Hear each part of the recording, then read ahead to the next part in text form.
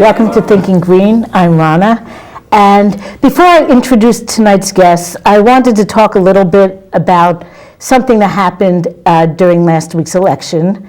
Some of us who voted for write-in candidates for president found that our votes were not tallied.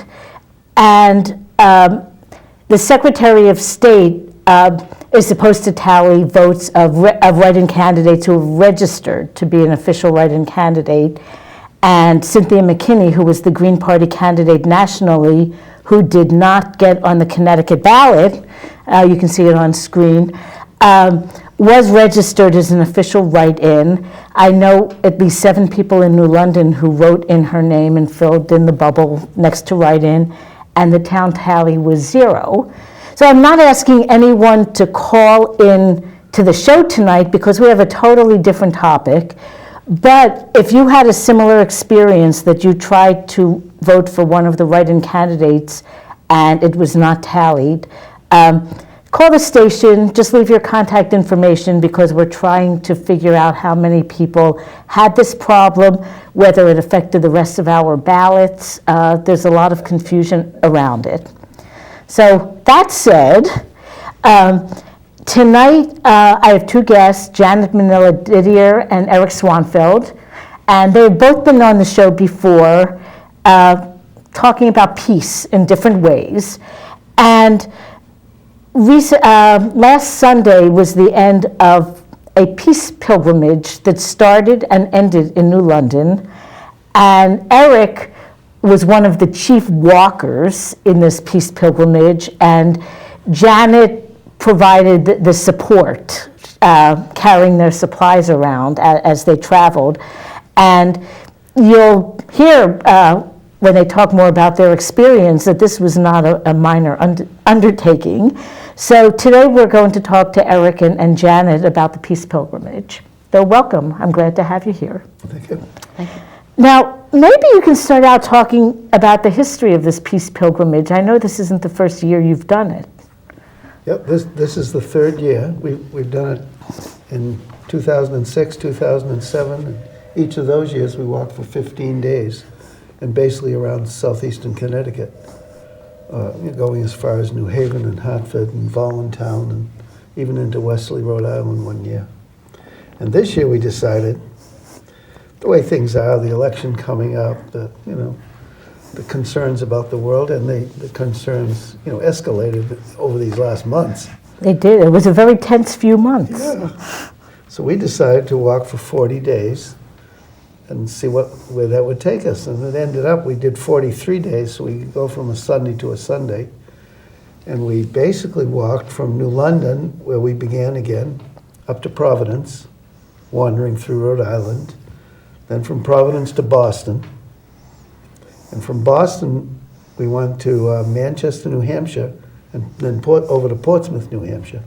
And while we were doing that, a second group went from Boston west to Worcester and Springfield, and out to the corridor where all the colleges are above Springfield and the Leverett Buddhist Peace Community. And then we met in Hartford and spent 2 weeks going out to Waterbury, Danbury, and then coming back around the coast towards New Haven and then back to New London. How many miles total did that turn out to be? Well, we think about 800 miles. In 6 weeks? In 6 weeks, yeah. Well, that's amazing. I know I asked you before the show, but I asked if you all stayed healthy. That's an undertaking that not too many Americans would even think about. We basically stayed very, very healthy. Everybody was totally healthy the whole way, except two things happened. One person from New Hampshire walked with us the whole way, but her second day she got severe blisters. In fact, the doctor said second-degree burns on one foot. And so she had to stop walking for 3 or 4 days. But once she got that foot healed, she walked the rest of the way. Now, how did you two get involved in the Peace Pilgrimage? I'm pretty sure that you've been involved in past years. Early in the 2000s, maybe right after or just before 2001, the September event, we had a study group in New London with a variety of people coming together to study and reflect together and think about the world. And so out of that, over the years, we did things. And then in 2006, we said, let's get out and do something and talk to people. That was the key thing in this Peace Pilgrimage is to talk with people, not tell them things, but to invite them to share with us. And outside of our own little community, too. Outside of here. And it's kind of a networking, finding out the people out there so they know there's others in solidarity with them, expanding the peace movement of the actions for justice and immigration and jobs and housing and all those things just by talking with people around the state and around this area. Now, you probably can't see these T-shirts behind us very well, but these are the official Pilgrimage for Peace 2008 T-shirts, and the front has a dove and the date, and the back says, "Praying with Our Feet." So, is that sort of a phrase that captures how you felt about it? I think, it was, I would say it was a thing we did for our own integrity. If you keep reading about peace and about justice and about immigration and, people that are hungry, at some point you say, we gotta do something more with it. And what do we do? And so some people vigil, some people fast, some people give talks. Right. And we said, let's take a walk. Yeah, hit the road. Let's hit the road. There you go. That's really what pushed me into being more active, was going to a talk back right before the war started that was given by John Didier, a Jesuit priest, speaking down in New Haven. And he said at some point you have to stop writing letters, making the phone calls to legislators, and you have to get out and proclaim what you believe. And so that was my first thing that I did, was to sign up for a trip to Washington. But with this walk, I decided to drive for a time for about 3 or 4 days, and the second year they went out, I drove for close to a week, I think. And this year, 3 weeks. And I can't do the walking, but I can do the driving. And I felt it was important for me to have my voice included and my prayers included in this. Yeah. So even though you weren't walking, you got to meet everyone along the way. Yes, yeah. And listen to their stories and listen to their dreams. And in terms of going places, you said you went to Washington, D.C., but this seems like a rather different experience. It wasn't a crowd scene. Yeah. It seems like it must have been very intimate and personal. I found it much different from the first 2 years. The first 2 years walking around for 2 weeks. Years ago, I could have done that. But this year, I looked at these. I was, driving my car and watching these pilgrims walk along. And I know that at times they must have felt tired. I know at times their feet must have been hurting. And I started to realize that, I think it was, I don't know, it might have been Gandhi, who said that if you want to be a pacifist, or if you want to be a person of nonviolence, and you believe strongly in this, at some point you're going to have to suffer and perhaps even die, just like our soldiers do for what they believe in. And so I began to think more about that, these 6 weeks of walking, and the prayers that were being said, and the integrity and the the willingness to spend 6 weeks out of their lives to do this. And I had a real respect for them, and the walkers were very inspiring. Yeah. That's nice to hear. Yeah, it is. You made an impression at home as well. Now, when you arrived at places for the evening after, an average of about 20 miles a day, what kind of places did you stay at? What kind of people did you meet?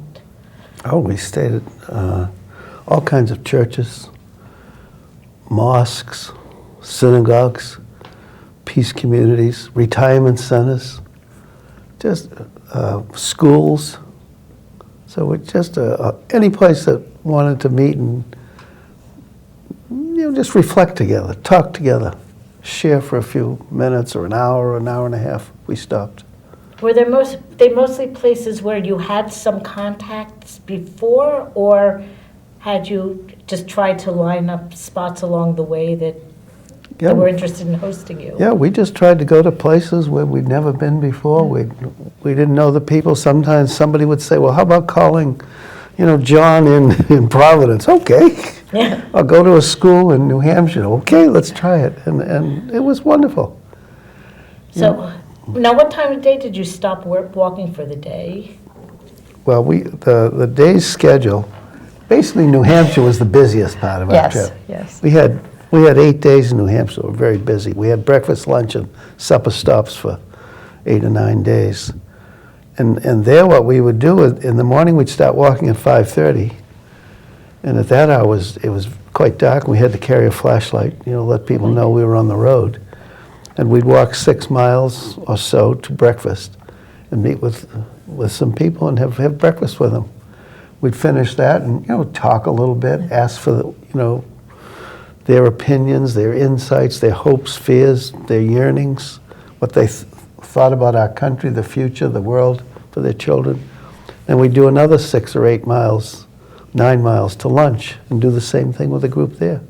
Then in the afternoon again, 6, 8, 9 miles and talk with them at supper time. Wow, so you met a whole lot of people on the road all around New Oh, England. quite a lot of people. And by 9 o'clock at night, we go to bed. Yeah, you probably slept well too. Yeah.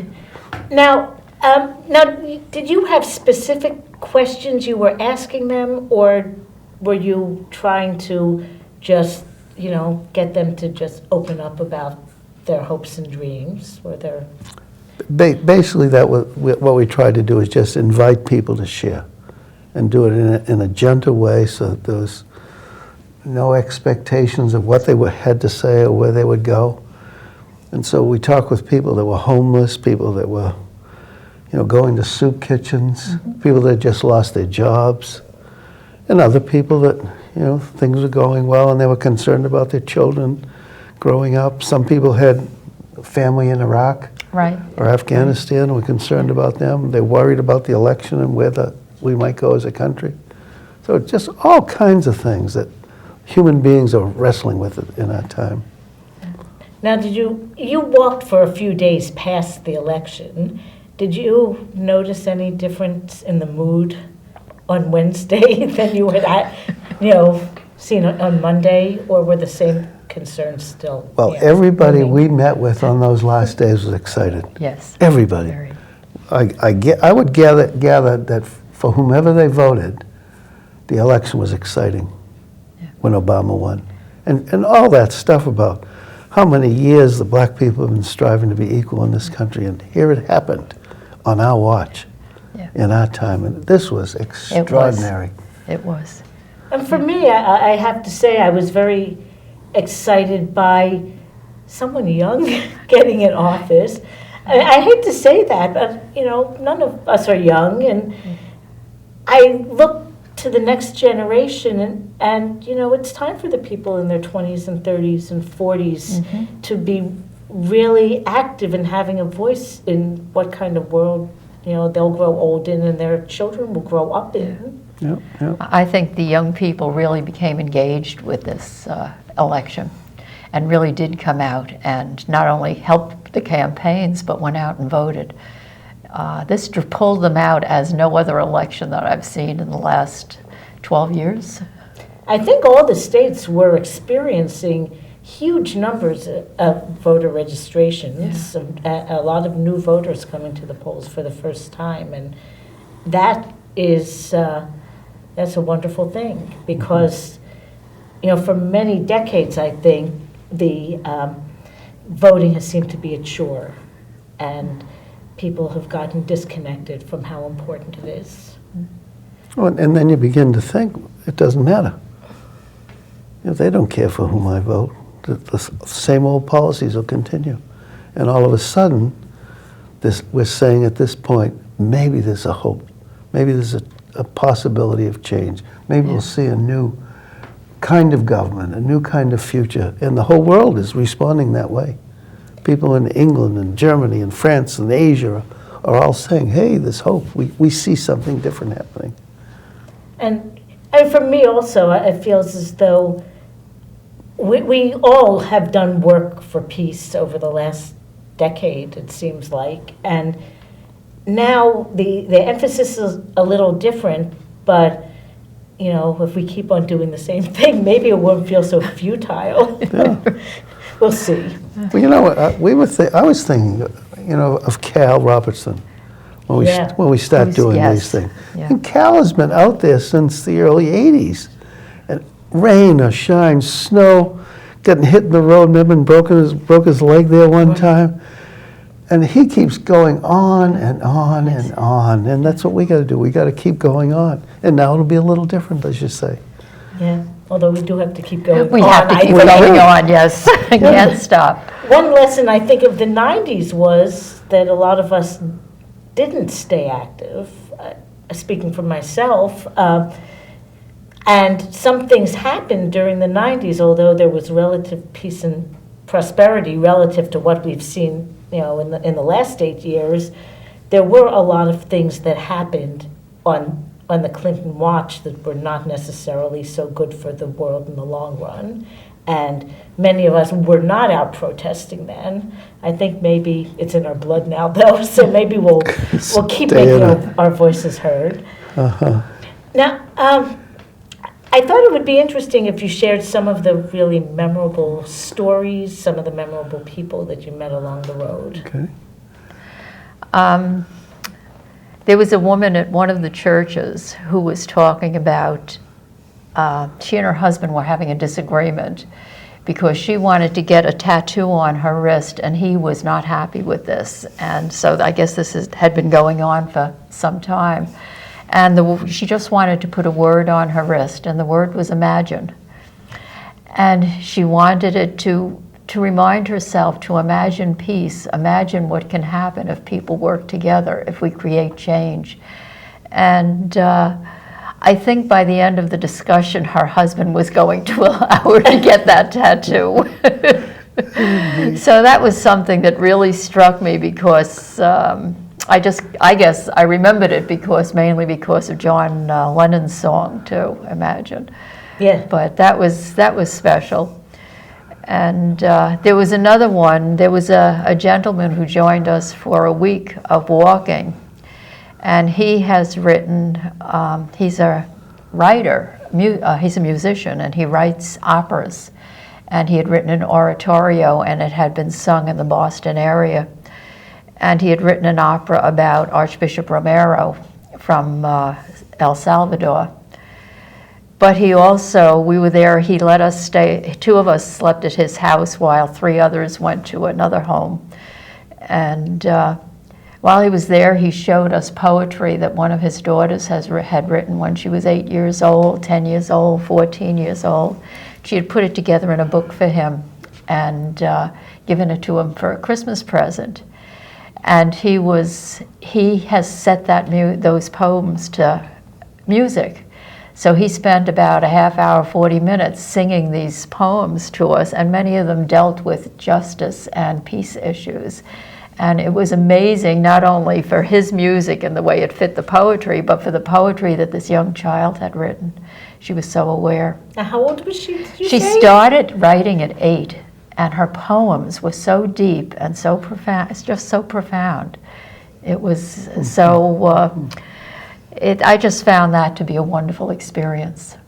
And this was a person also who lived a totally earth-friendly life. He had his gardens, he had they ate they grew most of their food. They just lived they were very environmentally conscious. And that was one of the interesting things in all of the discussions. It was interesting how many of the people in these conversations tied the environment and the importance of caring for our planet into justice and peace issues. Wow. And saw the connection between that. So that too I found very interesting. Do you have some stories? Yeah, I think one of the most fun places was a Catholic school in Hudson, New Hampshire. And we made arrangements with the principal, who was a Sister of Mercy or something. And she had gotten all the teachers to do peace things from the time school started until we arrived there. So every class had been working on peace, studying it, singing songs, whatever.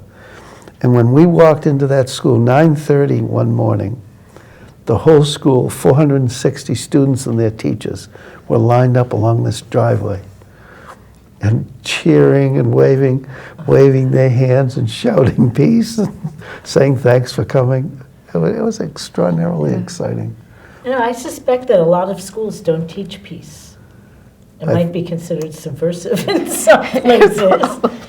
Well, indeed, a lot of churches and synagogues and mosques don't teach peace or don't talk about peace. It's too controversial, it's too political. And instead they do other things when they avoid a lot. key. And one admitted it was because of fear that they didn't do this. I bet. When you were talking about the environmentalism, I thought it was interesting. You mostly visited with faith communities, and I wonder if there's a sense now that, one part that's been missing from many of Western religions is that sense of stewardship of the earth. Yeah. And at this point, it's becoming pretty obvious. We're seeing the results of what we've done.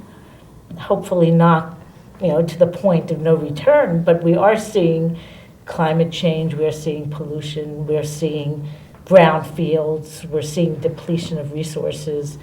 And so it seems, I hope it's not too late, but it seems good that now that something that hasn't been very much looked at is starting to be seen as being important. We went at one of the dinners that we had one evening. One woman did most of the cooking, but she announced that this was a totally environmentally friendly meal. There was not a paper product in sight. Everything. I mean, there was dishes, cups, china cups, pottery cups. Not a and finally there was a piece of wrap that I had picked up, and I said, "Can I throw this away?" Because it was all scrunched up. But everything was done with the concern of the environment, and not to use too much water, not to use too much energy. That's not easy to do. It isn't. Either. It isn't. I remember once when Ann Scheibner talked about how she wanted to try to purchase things without purchasing packaging, and that it's impossible to go into the supermarket with just recycled bags and buy food without also buying styrofoam and plastic. That's right. So it's not that easy to be environmentally aware. Yeah. Or to practice environmentally. I guess being aware isn't so hard. But, It's the practice of it. but being able to practice Yes. it is kind of challenging. Yeah. Yeah, basically when we sent walk materials out to the places that we were going to go, we tried to emphasize that peace includes all the justice issues. You can't have peace without the justice happening. For immigrants, for the homeless, for the hungry, for all kinds of people. So peace includes all those issues, but peace also includes, at this point in history, the environment. It does. And we met one bishop that was retired, and he was spending his retirement working at the environmental issues. And he was saying to us, if we don't solve the environmental issues, even if we have peace, we won't have a home. That's right. We won't have an earth home. Right. Yeah. And we can't really, talk about new frontiers as being the solution. We kind of have to, Yeah. We have to make solve it peace with here. where we're living. Yeah. Right. Well, we're going to take a short break for about 3 minutes for the community calendar. But when we come back, we're going to ask you, the viewers, to call in if you'd like with your concerns, your hopes, your feelings about the future. And maybe, you'd like to share it and talk to Eric and Janet about it.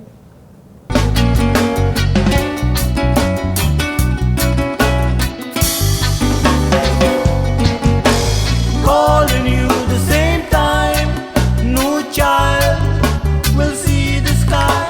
Calling you the same time, a new child will see the sky. This once, I'm looking at you, yeah. Good wishes and prayers have come true. And it's like spring in the summertime. It's the rain in a rainforest. And it's like spring in the summertime. It's the rain in a rainforest.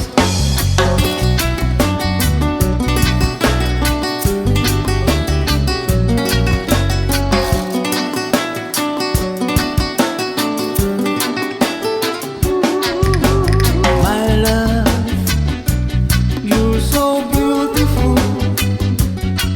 Let me hold you close to my heart.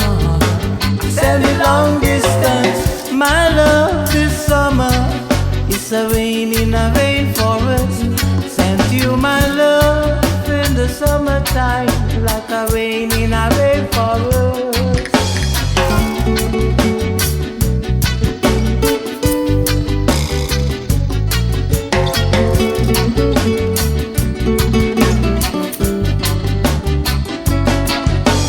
Calling you the same time, new child will see the sky. Calling you the same time, new child will see the sky. Calling you, and meanwhile the new child will say goodbye. Calling you the same time, this heart will cry for you.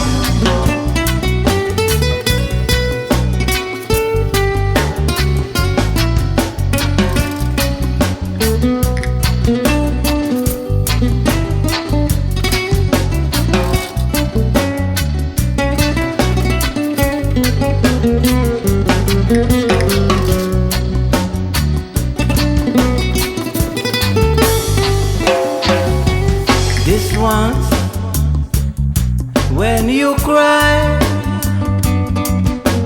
tears from your heart rain down with my tears. Ooh. This once, when you cry, yeah, tears from our hearts keep raining on through. Isn't it like spring in the summer? It's like rain in a rainforest. Isn't it like spring in the summertime? It's a rain in a rainforest. Isn't it like spring in the summer? It's a rain in a... Welcome back to Thinking Green. I'm here with Eric Swanfeldt and Janet Minella Didier, and they're talking about the Peace Pilgrimage, which started in September and ended just this past Sunday, in which there were walkers who walked all over New England, well, not far north New England, but certainly all over southern New yeah. England. And while we were talking during the break, we thought we'd talk a little bit about walking, because, Americans, we hop in our car, but it's not always been that way. Yeah, as Janet was just saying, most people in the world walk. If they have to get food, they walk. If they have to go to work, they walk. Life is walking. And so there's been many walks have been done just to connect people with the earth, people with each other, people in this country with people in the rest of the world. And some in our own country, you know, Martin Luther King emphasized walks, you know, Selma to Montgomery. Let's walk and say, here's where we stand for justice, but we'll do it in these simple stages to go from Selma to the Capitol. And say, and then in other places in the country, people have walked.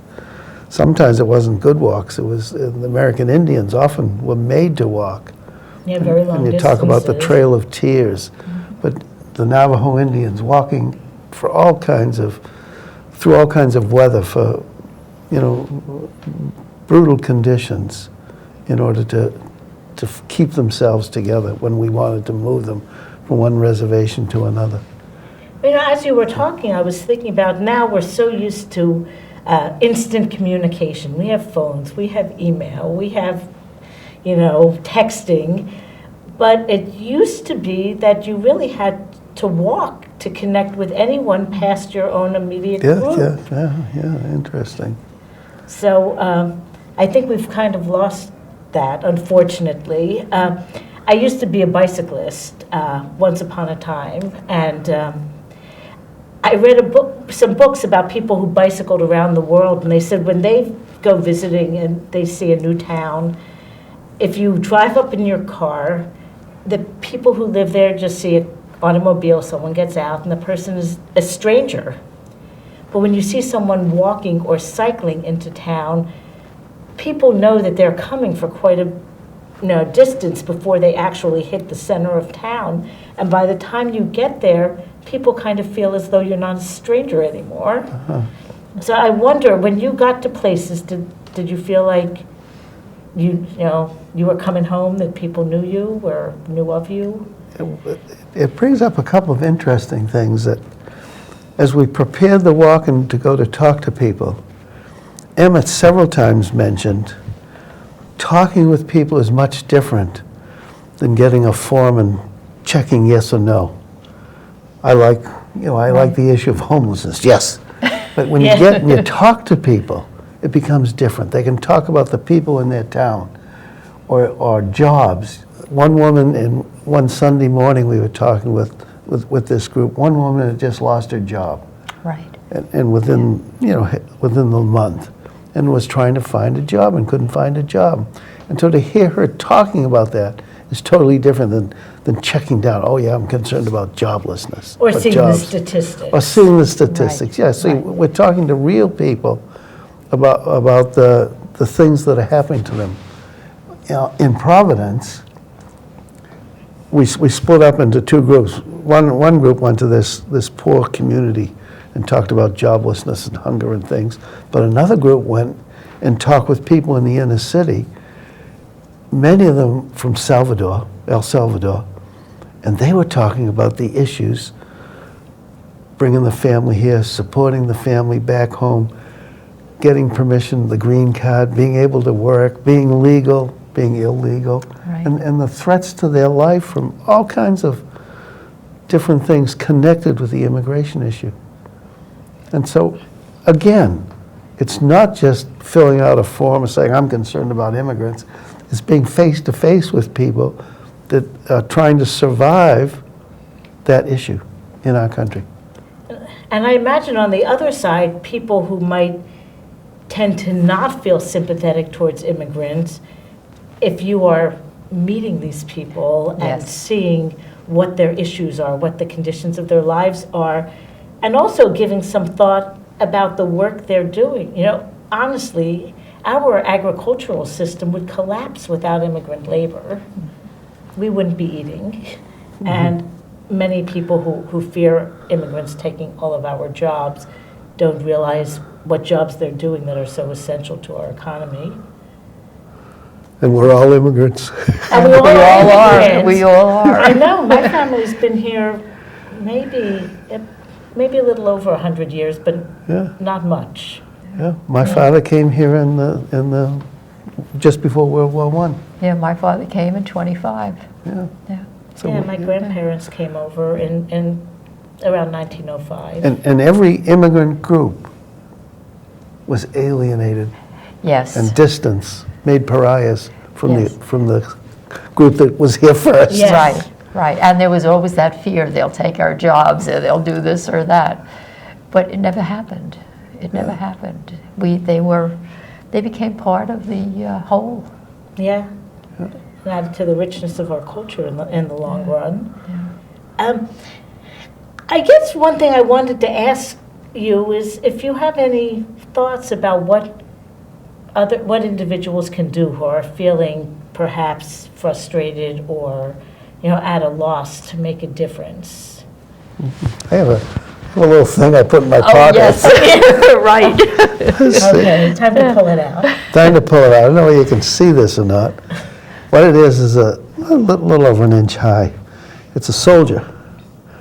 And this woman went to the dollar store and bought a bag of soldiers, 100 of them in a bag, and she puts this little saying on the sleeve. She writes it out by hand: "End war, bring me home." And what she does with these, this is a retired woman. Yes. And does all kinds of things for peace. This is just one thing. When she goes into a bus terminal, she leaves some on the counter. She goes into the restroom, she leaves some in the restroom. She goes into the clothing place in the store. Yeah. She'll leave it in the pockets of some of the pants. And just has a great time doing this. And when people see this, it's got to be fun for them. You look, here's this little man soldier, and you look on the end, you read this, bring me home, wow, end war. Yeah. So she has fun doing that. And I can hardly think of any better use for this. Yes, that's right. exactly. That's right. It was such a creative thing to do and so simple. Yeah. Now, what other things did you find people you met were doing? Because I imagine most of the people you met were working for peace and justice in some way or other. Most people we were. Right. They're doing all kinds of little things. One, I was going to say little old lady, but she was older and she was little and she was fragile. But ever since March of 2003, she's been vigiling every Sunday, even if she was alone, winter and summer. And it's just unimaginable. This frail little lady has had the commitment to keep doing that week after week after week. I mean, it's like Cal in our community, Right. or the people that get out there on, Wednesday night or Saturday. But there's people doing that stuff week after week after week. We went to a retirement community up in Concord, New Hampshire. They get together every week to write a letter. And they'll talk about the topic, and then each one will write a letter. And they'll send it to their senator, representative, the president, or whatever place they want to attack on that particular week. But every single week they do it. And the leader of the group is 91. More power to them. Yeah. And while we were there at the retirement center, and they planned it for the day we came there, Yep. they dedicated 2 peace poles. One at the retirement center that's regular living kind of center, and another where they need assistance in living, more nursing care. But they Right. put up a peace pole at each place, and they got the CEO of the place to give a talk about peace and talk about it, and they got all kinds of people to come, and the woman who organized it said the thrilling thing was people who had never come to peace actions came out to support the peace pole and seemed enthusiastic about having it there at their living site. Wow, that's amazing. Yeah. I'm not surprised that the senior citizens are very aware of the issues, though, because I think, although I'm really feel good about the young people coming up now who have so much energy and commitment, but I think as we get older, we do start to see the consequences of when we don't have peace. And I noticed you have a little brochure here from American Friends Service Committee, and they're talking about the cost. Quite a while ago, right at before the Iraq War started, there was a series of discussions at Connecticut College, and the group I was in was talking about what were the biggest foreign policy successes of, United States history. And one man said, oh, well, it must have been the Revolutionary War and World War II. And, I didn't say much. And then over the week, I thought about it. But, I think the most important foreign policy success we had was keeping a peaceful border with Canada for the centuries. Because imagine what the cost would be if our neighbor were our enemy. So I think that even from a very pragmatic point of view, peace is priceless. Peace is. Yeah. The American That's friends interesting, yes. are telling us the amount we spend on the war in Iraq in one day could build 84 elementary schools. Totally build them. Or provide 425 in one day. Or 425 children could get health care.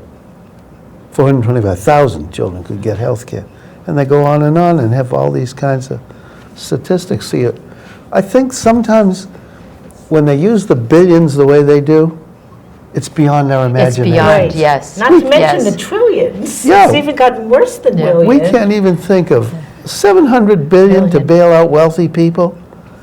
It's unimaginable. It is. It's beyond our imaginations. And so when we did the walk, you pick 40 days, because 40 is a simple number, but what 40 means to people is a long time. 40 Right. days of flooding Right. in the old story Right. in the Bible. Right. Or, 40 years from the time the South Africans created their freedom charter till Nelson Mandela became president. It's those kind of 40-year things, and we can grasp that. And so we walk for 40 days and 800 miles, and they're just numbers that trigger a little meaning in us because we connect with the whole universe, and not these billions that are just beyond us. Yeah. Right. It's when you put them into the context of what that money could go for that you begin to realize, because you can grasp that lower number. Yeah. And it's so sad when you talk about the health insurance, that is such a huge issue now on so many levels. And, when you think about how Americans have poor health care, expensive health care, the potential for very good health care, but not very good access to that, and a lot of money going into the administrative overhead that is not going towards actually caring for people, we could really probably work on a system that would cost, only a few days worth of war and get everyone covered. Right. Yeah. Right. Shucks. Now, at the beginning and the end of the walk, you started out at local congregations, right? And there were people involved from both the local synagogues and the mosque. Has this always been a characteristic of your walks, that it's had this interfaith dimension? Each year of the walk, for 3 years, we've ended the walk. The first 2 years we were at the mosque in Groton. And then the walkers were there, and then people from some of the churches, and the rabbi from the congregation in Waterford came to the mosque on Sunday morning with a group of his children, young people. And this whole group of Muslims, Jews, Christians, all walked to the Unitarian Church for a celebration.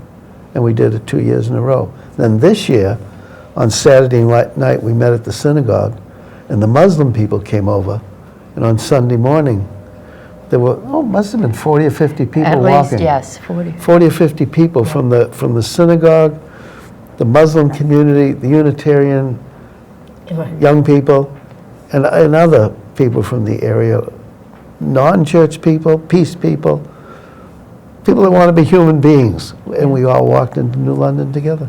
And I just want to mention to people that that walk was filmed, not by us, but Rhoda Pierce, who I believe is working on a TV show about the walk. So at some point, you'll have the opportunity to maybe see up close at least the last day's events. Oh, neat. She was there with the camcorder, and she and Kate Wickham are working on having a frequent TV program on public access. And Rhoda, as many people know, she's been a guest here, has done a lot of videotaping in the cause of peace.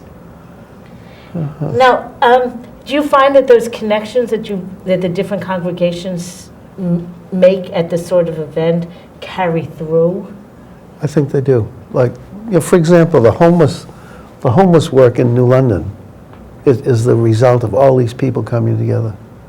Church people, synagogue people, mosque people, other people in the community that care about the justice. And they all come together, and homelessness becomes an issue we can attack together in New London by everybody working at it. I think what we're realizing in our time is that the task that we have is to make and keep human life human. And whatever your religion, whatever perspective you bring to the world, it's got to have something to do with keeping human life human. And that's out of which you work. And if you're in a church tradition or a synagogue tradition and that enriches you so that you can work at that human problem, then that's great. If it comes from some other tradition and it's the reading that you do, if you're reading Noam Chomsky or something, and he brings you to the same thing. But whatever it is that empowers you and enriches you and enables you to work at keeping life human is what's necessary in our world. Buckminster Fuller said, 25 years ago, we should not be asking the questions anymore. What race are you? What nationality? What religion? We're beyond that. We've got to work at making the world human. And whatever race or religion or nationality you are, the key to life is how does that raceness, that ethnicness, that religionness help you to be a human being that works for other human beings. Yeah, it's kind of always seemed odd to me that some of the things that have most divided people at times are things that are related to accidents of our birth. You know, I don't know if our lives as a whole are accidental, but certainly the circumstances into which we're born we can't take credit or blame for. It just happened. And racial differences, cultural differences, differences in religion, Yeah. most of them have come from where we were born. So it seems very odd that would divide us. Yeah. Now, we have about 5 minutes left. Now, I wanted to ask you, have you started thinking about next year yet? Well, someone suggested 100 days, but but I think it might be the 43 or 40 or whatever. Maybe 50. Maybe 50. It would have to be higher then because of these Sundays. It'd be 7 weeks, you know. Yes, yes. Yeah, 49 days, 7 times 7. Yeah, That could be that's good. nice. I mean, 7's a nice number. Everybody likes 7s. I guess.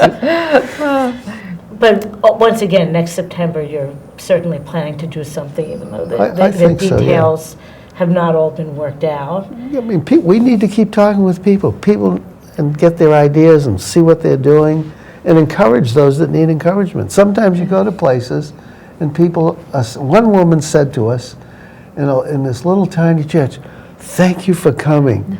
You've revitalized our group. You've got us energy." Another woman pastor in a church said, "Thank you for coming. I can talk about peace now because I know there's some people in my community that care about peace." So it's those kind of things, and they just make your life. And people want to talk, to engage in this kind of conversation. People want to talk, and I am so amazed at the things that they share, personal things that they're doing, but they all dream of peace, a peaceful world, a just world. And I think we lose out when we don't engage people in a conversation like this, because they're hungry to talk and to share their views. And no one usually listens to them. No one's... And to listen without judging, but just accepting them where they're at. And I just find it, I think it makes me realize that we're all one. We all are one with God, with the planet, and with each other. And we all want the same things. Now, if anyone who's watching this thinks, I want to be involved next year, where should they, call to get the information? Probably not next week, but, next summer, I'm sure there will be some plan. Call the station and you, or call St. Francis House. Oh, yeah, okay. Those are the key places, I would say, Okay. to start with. And, we have a website, the Southeast Connecticut Peace and Justice Network, and the website is Southeast Connecticut, SECTpeaceandjustice.net. And I believe that any information about that would be on the website. Well, we're out of time. Thanks for coming. Well, thank you very much. Thank you. And I'm so happy now that the election is over not to have, I won't say it's not political, but a different sort of political view than the partisan politics that we were all inundated with a month or two ago. Next week, I'm afraid, we are going to be a little more political. The guest is going to be Jean Dismay, and Jean Dismay is the first selectman of Wyndham, which is a town that includes the city of Willimantic plus the surrounding rural areas. She happens to be the top-ranking elected Green Party person in Connecticut.